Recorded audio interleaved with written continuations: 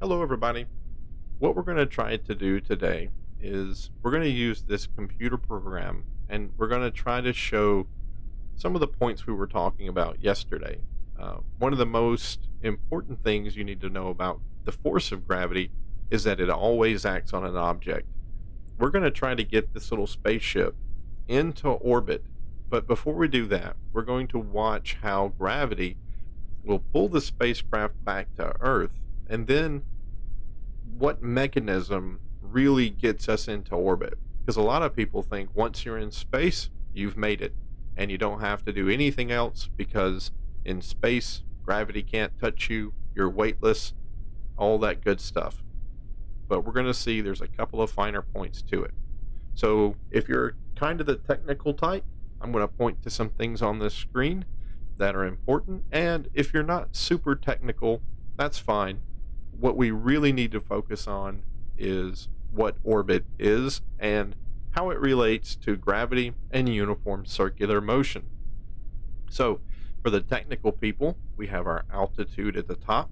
We're currently at 82 meters, and we have our atmospheric density reading. Right now, we're at the very bottom of the atmosphere, and we're going to be at the thickest part.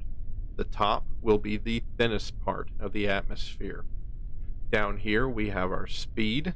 Right now we're 0 meters a second on the surface of the planet. We have SAS, which is a guidance system, and we have RCS, which is another guidance system, but this spacecraft doesn't have it, so we're going to turn it off. Right here we have a 360-degree heading. 90 degrees will take us off to the east, 270 takes us off to the west, 0 toward the North Pole, and then 180 to the South Pole. All right. Here's our stages. Our stages are going to start off firing all the engines. Here's our throttle. Our throttle, we're going to bring it up to just about here. Now that throttle only governs the liquid engine. These solid rocket boosters, once they're lit, they go. No throttle, no governor. Light them, step back. They're fireworks on steroids. Okay? All right, well, without further ado. And there we go. We're currently passing 100 meters per second. Our altitude is ticking away, and our solid rocket boosters are doing what they do best. They're punching us through the thick part of the atmosphere. Now, what you might think is all you need is height. We lift it off from here.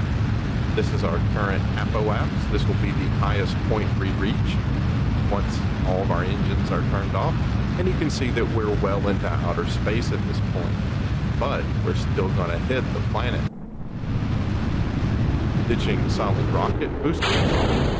Clean separation. Ooh, well, clean-ish separation. And look at that. We're going to go ahead and just turn off our engine and we're going to coast into space. Now, we've made it.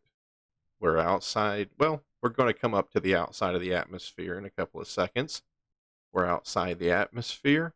We're going to be in space, but we notice our trajectory is going to keep us back to the planet.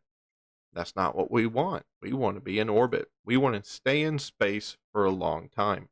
Well, thankfully, we have a little bit of fuel left, and when we get to this apoapse, if we turn the spaceship and keep it horizontal, ooh, welcome to space.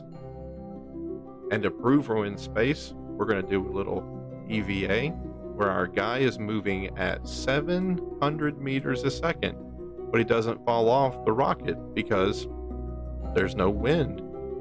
There's nothing pulling him away. He just gets to hang there. How cool is that? All right, let's put him back in and let's see if we can get him into a stable orbit. So like I said, we're going to point the spacecraft parallel to the ground. We're going to turn on our SAS again to help us with guidance, and we're going to turn on our engine. Now, as we watch, we're really not getting any higher. Our apoapse is pretty much the same, but our distance that we're going to land, that distance is now increasing because our speed is increasing. We are going to go farther in the time we have left before we crash back into the planet. And the trick is to make this distance not hit the Earth. When you've heard people describe orbit as falling around a planet or missing a planet, they really mean that. They really mean to say you're going to fall, but you're just going to miss the planet. You're just not going to hit it. Let's see if we can make that happen. I tell you what I want to do. I want to kill our thrust, and we're going to wait till we get up here to this apoapse, and then we're going to gun it one last time, and hopefully that's going to get us into our stable orbit. We don't have much to go. We don't have much to go. Let's see if we can do it.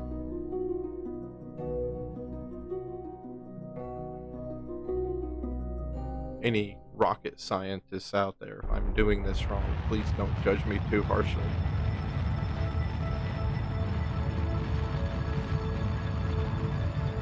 We don't have that much fuel left. We might not even have enough to come back home, but let's see if we get that orbit. We're so close. So close. I don't think we're gonna make it. Okay, I think we have just a little. No, we didn't make it. Oh no. Oh, we are completely out of gas. Well, you could imagine what would happen if we had brought up just a couple of more gallons. We would have increased the distance at which we would land away from where we took off. We would increase that distance so much that we would indeed fall around the planet. We would try to land, but we would just miss over and over and over again, thus establishing an orbit. Well, sorry we didn't quite make it. Maybe next time. But thank you for watching, and I hope you have a great day. Bye-bye.